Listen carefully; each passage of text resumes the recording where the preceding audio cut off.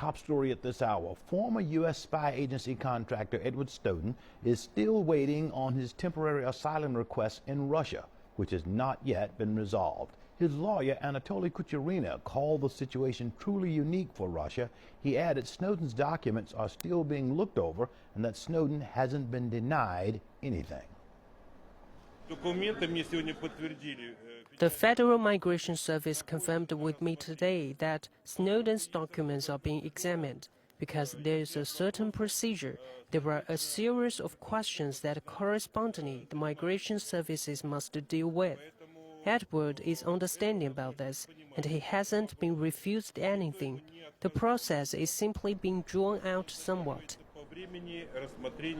Kucherena said Snowden would not contact media representatives in the near future for security reasons and would instead meet the press when the question of his status is finally clarified. Kucherena did not rule out the possibility Snowden could receive approval for free movement in Russia anytime. The lawyer said Snowden could appeal if the Federal Migration Service rejects the application.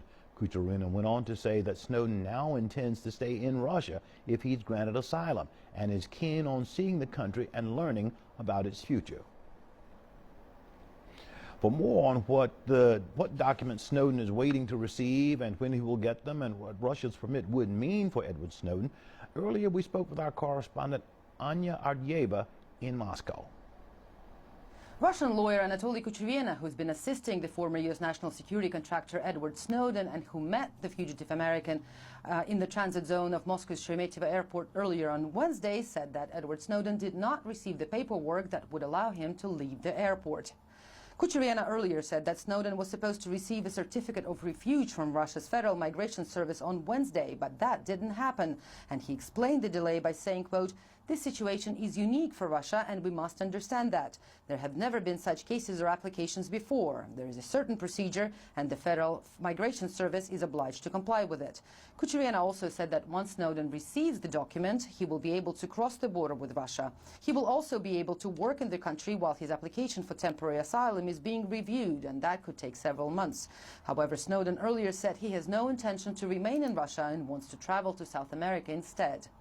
But for now, Edward Snowden will remain in the transit zone of Moscow's Sheremetyevo airport. He's been holed up there since arriving from Hong Kong on June 23rd.